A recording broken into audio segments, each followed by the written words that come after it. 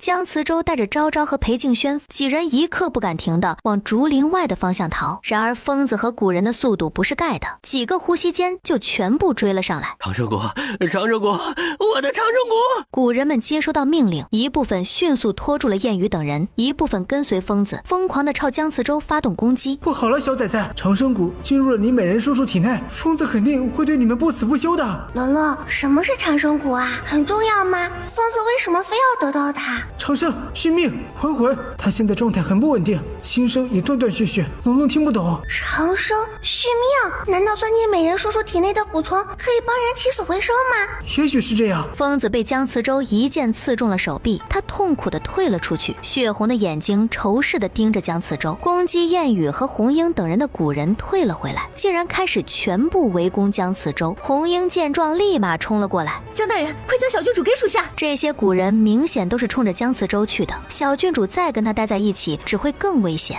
江慈州也意识到了这一点，他试图将昭昭从空中抛给红英，但是疯子也瞧出了他的意图。这个小丫头看来对你很重要，那就先让她去死吧。本来看着小丫头体质不错，想要练成古王的，现在还是去死吧。江慈州眼神一沉，迅速护着昭昭撤退。古人整个形成包围圈，红英不管不顾地杀入其中，想要从一侧找出突破口。燕雨和裴静轩也杀了上来帮忙。小心！疯子不知何时趁所有人专心对付古人时，竟然绕到了江慈州的身后，手中的利刃射向他怀中的昭昭。江慈州神色一震，迅速转身想要躲避利刃，对面的古人长剑狠狠刺向昭昭。江慈州下意识将怀中的昭昭抛了出去。昭昭整个身体猛地腾空，然后又急速下降。小郡主，昭昭！江慈州被利刃和长剑同时刺中，艰难地回头看去，瞳孔骤然紧缩。原来他下意识扔出的位置竟然是悬崖。昭昭！江慈州吐出一口鲜血后，转身朝着昭昭掉落的悬崖跳下。正在下坠的昭昭忽然感觉到自己被一个温热的身体抱住。美人叔叔，昭昭只感觉天旋地转，等他再次恢复意识时，湍急的河流将他和江慈州冲到了岸边。小崽崽，快醒醒！你美人叔叔快不行了！昭昭这才迷迷糊糊地睁开眼睛。美人叔叔！昭昭咕噜噜从地上爬起来，跑到了江慈州的身边。昭昭手忙脚乱地掏出荷包中的疗伤药，一股脑倒在了他的伤口上。美人叔叔，你快醒醒啊！你不能死，昭昭不要你死！小崽崽别哭了，你再哭下去，他指不定真死了。那昭昭现在怎么办？这附近应该有山洞，你想办法将他带入山洞中。这里夜晚温度极低，他还受着伤，万一再受寒发热，就不好办了。你说的对，昭昭要救美人叔叔。昭昭在四周扫了一圈，果然在岸边不远处发现了一处小山洞。找到了！呵，快躲开！昭昭下意识朝身后望去，断剑的利刃擦着他的脸颊划过，险些划伤他的脸。美人叔叔！江慈州不知何时已经从地上站了起来，漆黑的瞳孔已经变成了红色，散落下来的墨色长发正在以肉眼可见的速度变成雪白。美人叔叔他怎么会变成这个样子？一定是因为长生果。龙龙窥探了下对方的内心，结果一片虚无。小崽崽，你快躲起来！你美人叔叔的状态不对劲，他竟然没有心声。可是美人叔叔他还受着伤呢。结果昭昭的话刚说完，竟然发现江慈州的伤口不知何时已经愈合。昭昭震惊地瞪大了眼，江慈州血红的双眼死死盯着昭昭，瞳孔却一点也不聚焦，就好像没有灵魂的死物。美人叔叔！江慈州的表情一成不变，却忽然冲昭昭出手。快跑！昭昭吓得一下子跌坐在地上，恰好躲过了攻击。在对方还没反应过来时，爬起来就跑。美人叔叔是要杀了昭昭吗？他现在已经不是你的美人叔叔了。他就是。昭昭声音戛然而止，后颈已经被一只大手狠狠攥住，对方轻易地将他提了起来，送到自己眼前。你为什么要跑？美人叔叔，我是昭昭。昭昭。江慈州用力的手忽然停下来，歪着头，眼底的茫然更深。我是昭昭，我是你最喜欢的昭昭。江慈州茫然的神色似乎恢复了短暂的清明。吃饿。江慈州放开了昭昭，好像讨要零嘴的孩子，一动不动地站在那儿。吃，我有好多吃的。龙龙，快把皇祖母赏给我的吃的都吐出来，我要给美人叔叔吃。好的，马上。龙龙虚影忽然从昭昭的脑袋上冒了出来，对着空地哗啦啦吐了一地，其中不只有桂花糕、栗子酥，甚至酱肘子、糯米鸡、烤鸭都在其中。龙龙，你是不是背着我去偷吃了小厨房啊？嘿嘿，你睡着的时候，龙龙实在嘴馋，就去把王府小厨房里的吃的都吃了。我就知道，哼！姜慈州呆愣愣地低下头，看向堆在地上的一堆吃的，茫然的眼睛眨了眨，却没有动。昭昭赶紧蹲下去，捡起一只酱肘子递给他。那美人叔叔，这个给你吃，这可是昭昭最喜欢吃的。现在昭昭要把它让给美人叔叔。姜慈州没接，依旧盯着昭昭。吃血。昭昭忍不住一抖。龙龙，我怎么觉得美人叔叔想要吃的是我呀？你的感觉没有错，他想要吸你的血。昭昭现在跑还来得及吗？大概率是跑不掉了。昭昭欲哭无泪，抬头看了眼对面的姜慈州，只见他还是满眼纯真的望着他，竟然看起来还有那么一丢丢可怜。昭昭瘪了瘪嘴，伸出手腕递给他。那你只能吸一小口，就一小口哦。没有智商的姜慈州乖巧的点点头，那模样竟然还有一点可爱。龙龙，你说要是美人叔叔恢复意识，知道自己这个样子，会不会哭死啊？他现在可不是你的美人叔叔，他是那只长生骨哦。啊，那我的美人叔叔呢？他不会已经……放心了，他和长生骨已经融为一体，只不过融合初期记忆会从无到有。严格来说，他还是你的美人叔叔，只是记忆是长生骨的。昭昭终于松了口气，下一瞬，手腕处猛地传来一阵刺痛，液体吞咽的声音持续响起。昭昭已经不知道他吸了多久，直到他双眼昏花，对方还没有吃饱。龙龙，我怎么看见美人叔叔变成了好几个？长生骨还会分身术吗？有没有一种可能，你现在头晕眼花？美人叔叔越来越多了。下一秒，昭昭两眼一黑，直接栽倒，一颗翠绿色的果子从他怀中掉了出来。小崽崽！正在哐哐喝血的姜慈州茫然地抬起头，食物怎么突然倒下了？他戳了戳昭昭的脸颊，见对方没有反应，他不由得皱了皱眉，目光忽然瞥到了一颗翠绿色的果子。姜慈州将它捡了起来，放在眼前，好奇地打量了下，又放到鼻尖处闻了闻，然后看向昭昭，将手中的翠绿果子塞到昭昭嘴边。吃，不饿。昏迷中的昭昭下意识地咬了下，顿时一股奇异的清香在口腔中弥漫开来。好吃，太好吃了！直到整个果子下肚，他还忍不住舔了下嘴唇。吃，还要吃。姜慈州清澈的眼睛看了眼昭昭，又看了眼刚才他递给自己的酱肘子，试探地拿起来，又放到了昭昭嘴边。好香，是昭昭的酱肘子。昭昭下意识地张开嘴，啊呜一口咬在了酱肘子上。姜慈州见他吃得很开心，眼底划过一丝亮光，直到整个酱肘子都被他吃完了，他才咂巴咂巴嘴巴，睡沉了。昏迷中的昭昭睡得并不安稳。不要！昭昭一头从地上坐了起来。小崽崽，你终于醒了，是做噩梦了吗？而什么也不知道的姜慈州见他醒来，朝他看了过来。你醒了？昭昭茫然的点点头。他应该是恢复了一点人类记忆，所以才将你逮到了山洞里，还生了火。不过他大概率还是不认识你。龙龙，昭昭刚刚梦见疯子追来了，那些古人好像进化了，变得更厉害了。崽崽不怕，那是梦啊。昭昭刚想点头，山洞外忽然响起唰的一声。来了，和梦里的一模一样。昭昭惊慌地从地上爬起来，小心翼翼地挪到山洞口，朝外面偷看了一眼，顿时呼吸一滞，真的一样。找到了。月光下，那些黑影正在一步步缓慢地靠近。龙龙，怎么办啊？美人叔叔现在失去了记忆，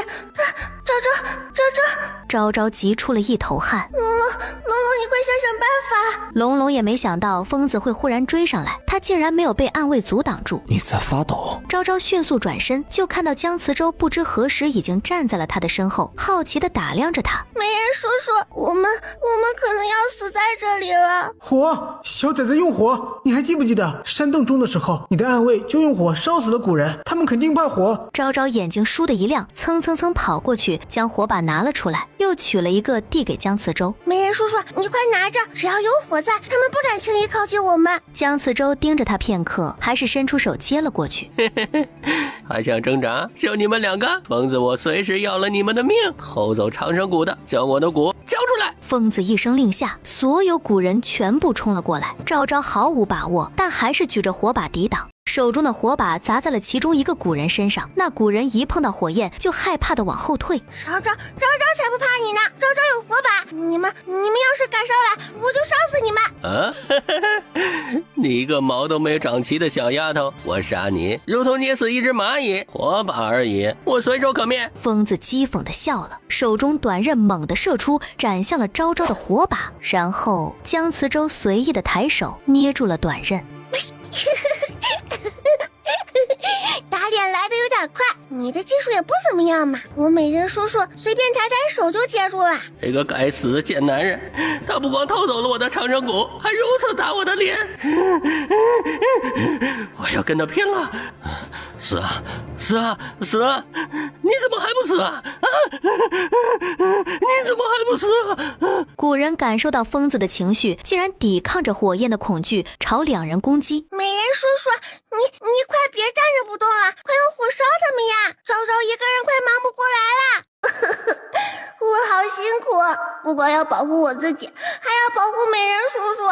疯子见状，气得鼻子都歪了。他从腰间抽出2把弯月刀，恶狠狠地瞪着昭昭。小丫头，还从未有人逼着我用到这2把弯月刀，他们可是千年玄铁而制，削铁如泥，我轻易不会拿出来的。你很荣幸，今天我就拿你的血祭刀。咦，2把刀你都舍不得用，你是不是很穷啊？昭昭刚得了不少的黄金，要不要昭昭花钱替你再买2把刀？这个小丫头真是要气死我了。疯子真的是被气得失去了理智，提着弯月刀冲向了昭昭。他身体速度很快，手中弯月刀向前猛地砍出，直逼昭昭脖子。下一秒，一道身影挡在了身前，弯月刀好像砍在最坚硬的玄铁之上，2把弯刀直接被震断，断掉的刀刃如同飞镖旋转着，将2侧的古人尽数腰斩。疯子呆愣愣地看着手中断掉的2把弯刀，半晌回不过神儿。哎呀，你的千年玄铁刀它断了耶！悬崖边，原本月明星稀的天空忽然开始下起细细密密的雨。太子因为体力不支已经昏迷，红英和燕玉脸色煞白，自责地跪在地上。王爷，属下没有保护好小郡主，请王爷责罚。人呢？小郡主坠崖了，江大人跟着跳了下去，属下被红英和古人纠缠住，方才将所有古人灭杀。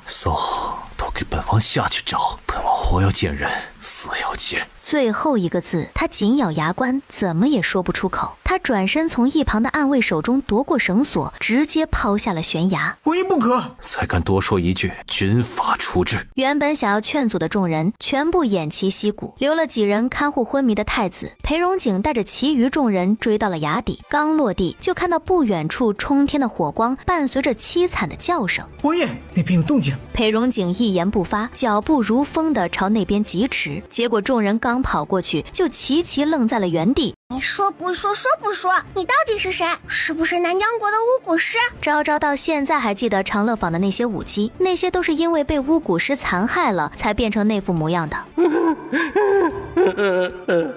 我的长生谷竟然被那个人给融合了！不仅如此，对方还拥有了刀枪不入的肉身，那可是我辛辛苦苦培养出来的长生谷啊，还没有来得及复活小主子的，就这么便宜了别人了。更重要的是，他还将我所有的古人都给杀了，一手一个，手撕鸡似的全撕了。最后一把火给烧得干干净净。这个小丫头还将我埋在土里，非说我是什么南疆巫蛊师。我才不是什么南疆巫蛊师，我可是前朝最忠心的太子伴读。别打了，别打了，我才不是什么南疆巫蛊师呢。你不是南疆巫蛊师，那你怎么会炼制蛊虫，还制作了这么多的古人？还有昨天夜里刺杀昭昭的古人，是不是也是你安排的？我什么时候刺杀你了？我这些蛊术是有人教给我的。啊，昭昭明显不信。小崽子他没有骗人哦，他真的不是昨天要刺杀你的人，他的蛊术是3年前一个神秘人教他的，还有刚才烧掉的那些古人，也是那个人给他送来的尸体。龙龙停顿了下，好像又听了会儿对方的心声。啊，他竟然是前朝余孽！山洞中的那具尸体是前朝太子的，他抓你太子哥哥就是为了将炼制的长生蛊用在他的身上，然后对前朝太子招魂，让他附身在你太子哥哥身上，这样你的太子哥哥将来登基以后，他们就可以复国了。想得真好，下次不要想了。龙龙，真的可以招魂吗？那昭昭能不能替娘亲也招魂？昭昭想娘亲了。天地规则运行，生死都由天道管辖，哪里那么容易招魂呢？他估计是被那个神秘人给欺骗了。哦，昭昭失落的应了声。哼，就算你不是刺杀昭昭的人，但是你追杀了我们这么久，还打伤了美人叔叔，你一点也不无辜。疯子气得鼻子都歪了，他要是不带走他的长生蛊，他会追杀他们吗？长生蛊没了，古人也都死了，还被抓了，真是赔了夫人又折兵，谁有我倒霉啊！昭昭看了眼安静的站在身后的美人叔叔，眼珠子咕噜噜一转。护国寺护身符的事情跟你有关系吗？疯子眼神不自然地转了下。没关系。不说实话是不是？昭昭砸得疯子眼冒金星。啊，疼！小姑奶奶，求求您别再砸了，再砸要傻了。哼，说你们送出去那么多有问题的护身符，想要做什么？这个我那些符都是借命符，他想通过借命来替前朝太子续命，招魂只能叫他复活，并不能延长寿命。长生蛊只是媒介，也无法助他长生。神秘人告诉他，借命需要749个男童的性命。昭昭闻言，看向疯子的眼神都变了。我让你借命，让你招魂，让你怪力乱神。你那太子的命是命，别的小哥哥的命就不是命了是吧？我看你以后还敢不敢胡乱招魂？快说，你背后那神秘人怎么跟你联系的？你怎样才能将他引出来？不是，我什么都没说呀，这个小丫头怎么什么都知道？别打了，快别打了，再打就真的要傻了，别打了，我说还不行吗？疯子欲哭无泪，哀嚎了半天，昭昭才解气的停下来。我也不知道怎么联系他，都是他来找我的。别打，我说的都是真的。我想起来了，那个神秘人好像在找什么人，和他们南疆国有关。燕语等人的眼珠子都快掉出来了，谁来告诉他们，真的是他们那个可爱乖巧的小郡主吗？那残暴的小模样真是令人胆寒啊！裴荣景嘴角勾起骄傲的弧度，燕语和红英震惊的看向裴荣景脸上那与有容焉的神色。王爷这是在自豪吗？觉察到这边的视线，站在昭昭身后的江慈州猛地转头，那妖冶红色的眼眸顿时吓了众人一跳。那是我家少爷吗？应该是吧。江大人怎么会变成这副模样？红眼睛白头发，这还是人类吗？裴荣景皱了皱眉，抬腿朝他们的方向走过去。江慈州见到裴荣景，眼底涌现出寒意，径直将昭昭挡在了身侧。昭昭见到来人，激动地笑出声：爹爹，昭昭在这里。裴荣景走了过来，垂眸看向他：没有受伤吧？没有，昭昭没有受伤啊，让爹爹担心了。爹爹，这个是前朝余孽，前朝太子的伴读，护国寺的护身符就是他搞的鬼。随后他将龙龙说的护身符是借命的事情全部告诉了裴荣景。裴荣景冷冷的目光瞥了眼疯子，后者吓得脑袋一缩：这就是大圣朝的傻神呐！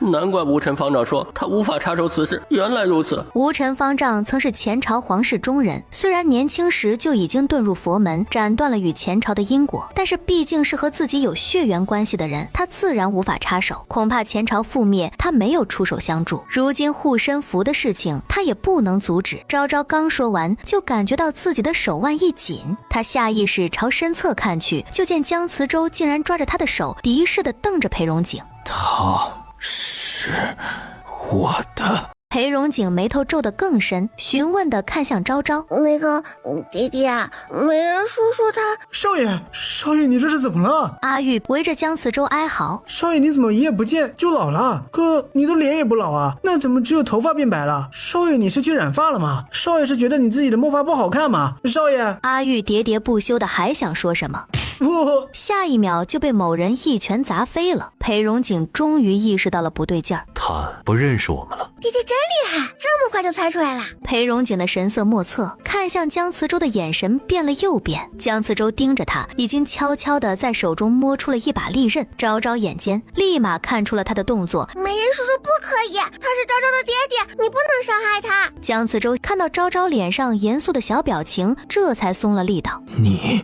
是我的，不能跟他走。美人叔叔，你放心，昭昭去哪儿都带着美人叔叔，好不好？江慈洲纯真无垢地望着他。好。嘿嘿，美人叔叔真乖。裴荣景、燕雨、红英三人都沉默了。刚阴暗扭曲爬回来的阿玉心说：我家少爷这是傻了吗？还能恢复吗？2个时辰后，众人抓着疯子再次回到了护国寺，方丈已经等在了那里。阿弥陀佛，施主可否将此人交给贫僧？方丈既然决定不插手此事，现在为何又要向本王要人？阿弥陀佛，贫僧知道了。无尘方丈并未过多纠缠，带着人离开了。疯子让人直接押回了刑部大牢，他是前朝余孽，自然由皇上定夺他的生死。净莲院门口，少爷，您就跟阿玉回去吧，这里是摄政王的院子，咱们的院子在隔壁。奈何江慈洲一句也听不进去。食物不走。食物？美人叔叔竟然将我当成了食物。他把你当奶娘了，你在哪儿他在哪儿，他恢复记忆以前你是甩不掉他了。美人叔叔乖，你先回去睡觉，等天亮了昭昭再去找你好不好？不走，我跟着食物。少爷，你快别闹了，跟阿玉回去吧。江慈洲充耳不闻。他难道以后都会这样？美人叔叔只是短暂性的失忆，很快便会好的。他还是没将长生蛊的事情说出来，毕竟那种蛊虫太过逆天了，要是让人查到了，美人叔叔可能会被当成怪物吧。裴荣景眼底闪过冷光，上前抓住江慈洲的手腕。放手！江慈洲妖冶的红眸动了动，忽然朝裴荣景出手，他下意识格挡，竟然被对方的力气震得倒退数步。裴荣景猛地抬头，震惊地看向江慈洲。我家少爷什么时候这么厉害了？要知道摄政王的力气可是非同小可，即使在战场上面对北戎的巴特尔都能一拳降之，更别说一向武力值不如摄政王的江大人了。有意思，再来死！江慈洲身影如同鬼魅射向裴荣景。不好，小崽子，你爹现在可不是美人叔叔的对手。昭昭顿时脸色大变，不许伤害我爹爹！昭昭猛地出现在两人之间，小手一抬，将他狠狠推了出去。江慈洲一个不察，竟然不受控制的后退了4、5步。美人叔叔，这是昭昭的爹爹，不是坏人，你怎么可以伤害昭昭的爹爹呢？你要是再这样，昭昭以后都不理你了。江慈洲呆愣愣地看了眼自己被推开的手，再次抬头看向昭昭时，嘴巴瘪了瘪，看起来委屈极了。昭昭眉梢动了动，佯装生气地扭过头：爹爹，你没事吧？疼不疼？昭昭给你呼呼。不疼。裴荣景僵硬地回了句，看向昭昭的眼球都在颤动。昭昭他刚才竟然轻易地推开了江慈洲，江慈洲攻击他的力道他可是很清楚，即便是他都不敢轻易接住，而昭昭竟然将他反推了出去。昭昭什么时候有这么大的力气了？红英狠狠吞咽了下，走到裴荣景身旁。王爷，小郡主刚才……裴荣景一个眼神猛地射过去。今日你们所看到的一切都给本王烂到肚子里。是，属下遵命。小郡主才4岁，不是40岁，她拥有这么恐怖的力量，若是被有心之人利用，指不定会说小郡主是什么妖邪转世。王爷定是因此才需要将这个秘密让我们烂在肚子里。昭昭不懂爹爹怎么突然生气了，抓着他的手摇了摇。爹爹是不是骗昭昭的？是不是还很疼？裴荣景垂眸，伸手揉了揉他的小脑袋。真不疼了，天色不早了，昭昭快回去睡觉吧。好。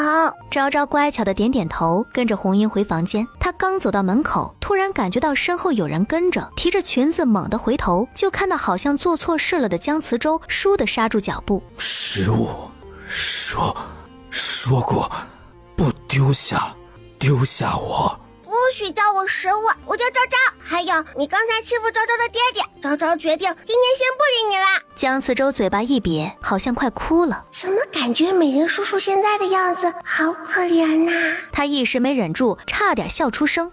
昭昭明天再理你。江慈州呆呆地哦了一声，像只大狗狗似的缩在了昭昭的门口。远处的阿玉难过了，你就这么放任你家少爷像只看门狗似的蹲在那里？不许你骂我家少爷！难道不像吗？你们，哼！阿玉气鼓鼓地转身走了，一会儿又跑了回来，怀中还抱了一床被子。少爷，身上晚上冷，你把被子裹上吧。走开！少爷！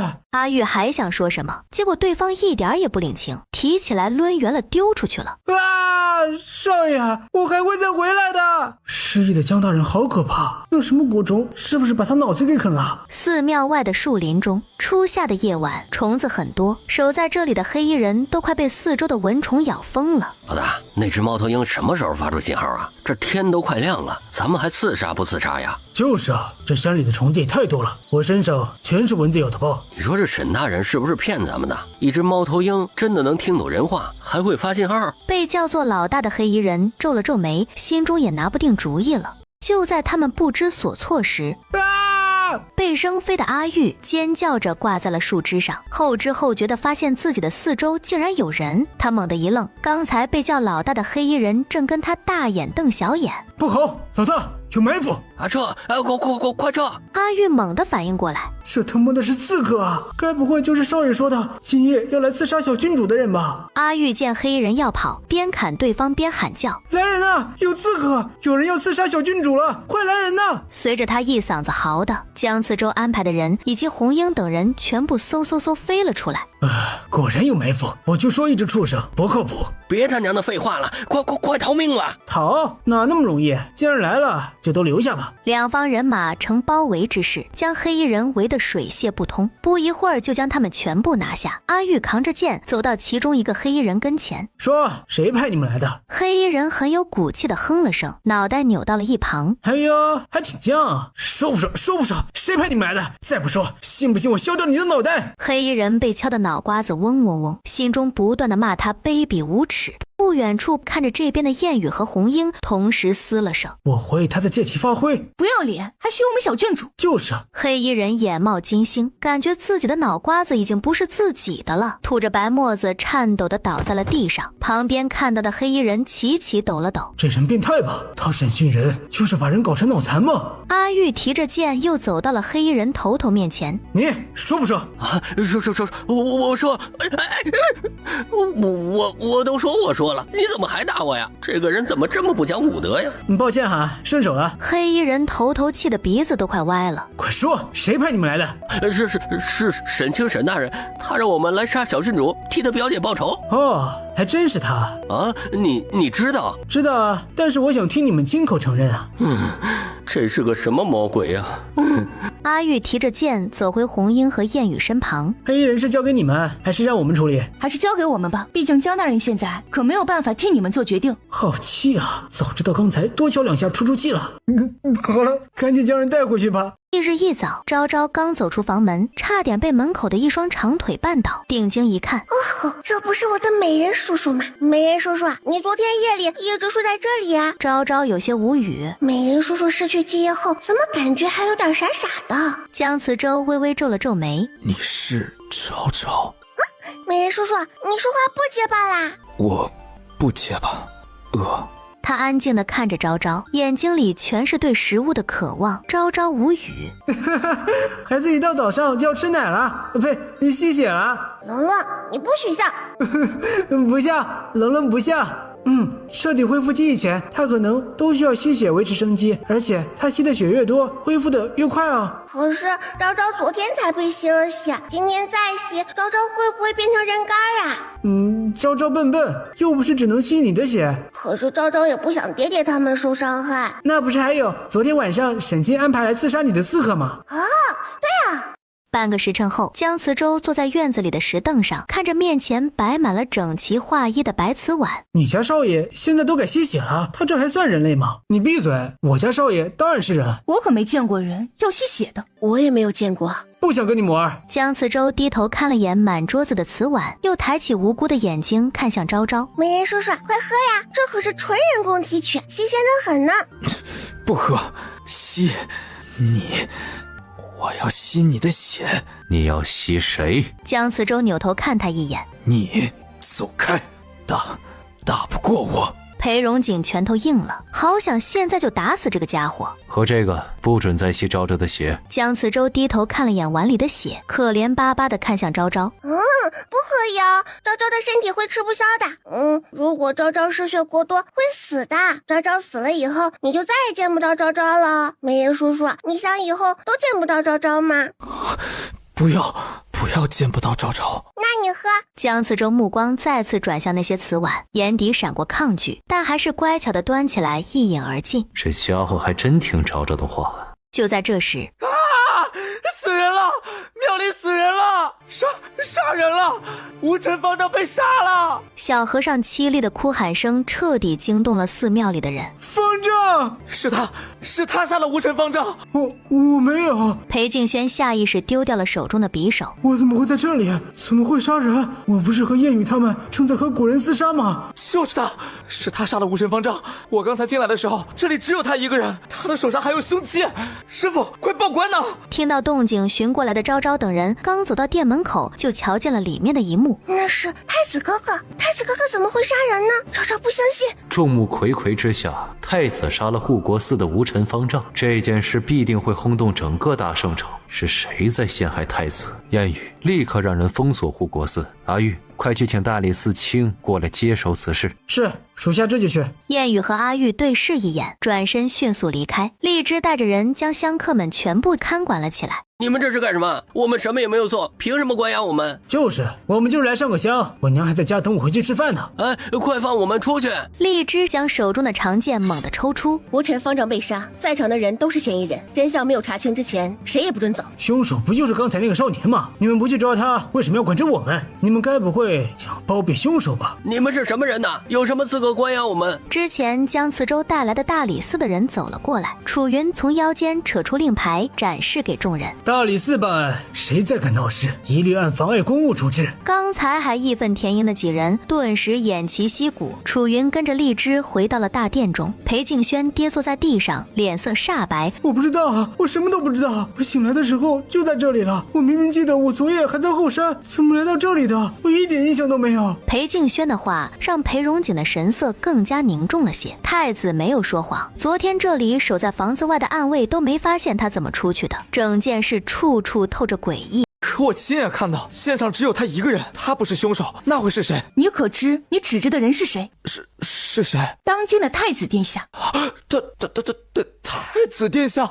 没错，你觉得太子殿下有什么理由要杀害无尘方丈？是啊，太子殿下和方丈无冤无仇，断不可能杀害方丈。所以说，太子殿下是被冤枉的。阿弥陀佛。站在小和尚身后的宁远师傅走了出来。想必这位应该就是摄政王了吧？正是在下。无尘方丈遇害之事，老衲相信定不是太子殿下所为，还请摄政王能够将幕后真凶揪出来，以慰藉无尘大师在天之灵。本王一定会查出幕后真凶的。就在这时，昭昭的衣袖忽然被人扯了扯，他默默转头，就看到姜慈州正歪着头，一脸茫然地看着无尘方丈的尸体。那里？昭昭疑惑地看向无尘方丈。美人叔叔，你要说什么？那里什么都没有啊。姜慈州好看的眉毛打了个结，不死心的又指了指。昭昭还是什么也没看见。他是想让你带他过去。昭昭顿时了然，他回头看向姜慈州。美人叔叔，你是想去喝他的血吗？可是他已经死了，你不能喝了。等一会儿回去之后，昭昭再让烟雨叔叔去给你找刺客放血，好不好？姜慈州眼底闪过嫌弃，疯狂地摇了摇头。小崽子，他才不是要喝血，他想过去看看尸体。差点忘了美人叔叔的本职是干什么的了。这是职业病犯了吗？即便失业了，也不忘记查案。昭昭捂着嘴偷笑了下。爹爹，美人叔叔要让昭昭带他过去看尸体呢。裴荣景皱了皱眉，下意识要拒绝。爹爹陪你一块儿过去。好。昭昭刚点头答应，下一秒另一只手腕也被抓住。你是我的崽子。昭昭的表情布满了问号，裴荣景的神色则是彻底黑了下来。好啊，姜慈州，失忆了还想跟我抢闺女呢？谁是他的崽子？这是我裴荣景的女儿。失忆的姜大人就是勇啊！不明所以的楚云怎么感觉今天的少卿大人有些奇怪？忽然他注意到了姜慈州的妖冶红眸和白发，嘴巴都哆嗦了。少卿大人，您这是中毒了吗？什么毒这么厉害，竟然将您涂的眼睛和头发都涂变色了？经过他这一嗓子嚎完，在场众人陷入了死一般的寂静，知道真实原因的都沉默了。和尚们齐齐松了口气。刚才还想说这是什么妖孽呢，原来是中毒啊！江慈洲呆愣愣地望向他，歪着头皱了皱眉。为什么他觉得这个人好像在骂他？是在骂他吗？不确定，等会儿再看看。少卿大人真可怜，不是中蛊就是中毒，是不是又是哪个该死的凶手干的？等属下回去，一定要将那人狠狠大刑伺候一番。龙龙，这个楚云叔叔好生厉害，不知道的还以为他昨夜就在现场呢，甚至连美人叔叔是被幕后凶手害的都知道，他是不是会算命啊？不得不说，这也是个人才。你美人叔叔的手下，从某种程度来说都挺厉害。龙龙说的对。红英和荔枝憋笑憋得有些难受，他们实在想笑，但是场合不允许啊。本以为阿玉够奇葩了，没想到楚云也是如此，真不知道那么正经的江大人怎么会有这么逗逼的左膀右臂。裴荣景的眼皮子抽得厉害，真怕楚云再继续说下去，他也憋不住。他目光落在江慈洲身上，对方此时正仔细地观察着尸体。可看出什么了？江慈洲闻言瞥了他一眼，一声不吭。裴荣景拳头又痒了，要是放在以前，他一定将他提起来好好教训一顿。现在，他打不过。昭昭见自家爹爹吃瘪，忍不住偷笑了下，凑到了江慈洲身边，悄默默地问：美人叔叔啊，你是不是发现了什么？江慈洲乖巧地点点头。这里不是致命伤，需要验尸。楚云闻言和裴荣景同时蹲了下来，目光审视地看向胸口处的刀伤。若从表象来看，胸口处的伤口的确像是被人一击毙命，还是从正面所为，一看就是熟人作案。可是江大人为什么说这里不是致命伤？难不成吴成方丈身上还有其他伤口？小崽崽，你快看，那是什么？昭昭下意识朝方丈的指甲看去，方丈手指甲中的怎么那么像动物毛呢？就连挨着昭昭的裴荣景和江慈洲也同时望了过去。毛发。裴荣景接过从荔枝手中递过来的丝绢，将吴尘方丈手指甲内的黄色毛发取了出来。什么味道？好难闻！刚才这毛发夹杂吴尘方丈指甲中时，并没有这么大的味道，谁知道取出来竟然这么臭。这怎么有点像黄鼠狼的屁味？红英诧异地看向他，你怎能断定这是黄鼠狼的臭屁味？你别管，这就是黄鼠狼的臭屁味道。这毛发也是土黄色，是黄鼠狼的毛发，没错了。他才不会说，他家里前段时间就进了黄鼠狼，那黄鼠狼偷走了他家的鸡，他好不容易才将那小畜生抓住，下一秒就被对着脸崩了臭屁，那刺鼻的气味熏得他眼睛都睁不开了，这才让那只小畜生给逃掉了。别让我再抓住他，否则一定要将他大卸八块。小崽崽，这些和尚里面没有凶手呢，凶手极有可能在那些香客中呀。裴荣景直接捞起昭昭，抱着他朝外走。先去试探下那些香客。他嘴上这么说着，实则需要试探吗？根本不用。有昭昭这个外挂，很快就将香客的嫌疑都给排除了。凶手竟然也没在这些香客中，难不成真的是黄鼠狼杀人？要不昭昭去诵经殿外面看看，万一有小动物刚好路过看到了什么呢？是个办法。昭昭刚想对裴荣景说一下，就见对方抱着他忽然转身看向楚云。凶手不在这些人之中，你安排人将他们送下山吧。王爷不需要再审什么，这怎么仅仅看了一眼就排除了这些人的嫌疑啊？江慈洲冰冰凉凉的眼神落在他身上。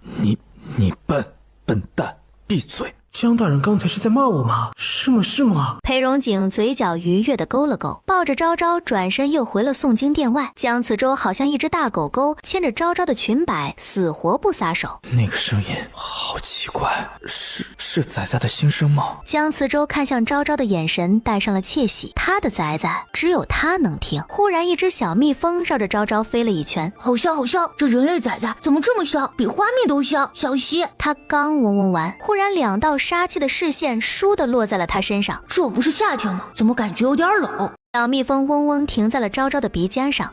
小蜜蜂，你别扎我不好吃的，一点也不香。怎么感觉这个人类仔仔在回应我？想多了，真是自己吓自己。别呀，我能听懂的，我可以让爹爹给你弄好多的花蜜吃，你别扎昭昭。小蜜蜂猛地抬起头，随时都要飞走。你先回答昭昭几个问题，我就让美人叔叔和爹爹给你好多的花蜜吃啊。小蜜蜂听到好多的花蜜，眼睛都亮了一下。我你想知道什么？你是从什么时候出现在这里的？昨天傍晚就来了。我一直在那边的花丛里睡觉，早上的花蜜最香甜，我可是为了能吃到最好吃的花蜜，在这儿等了一夜。裴荣景听到此话，神色动了动。那你昨夜可看到了什么奇怪的人进了永京殿？昭昭和江慈洲倏地看向裴荣景。爹爹他怎么好像能听到小蜜蜂说话？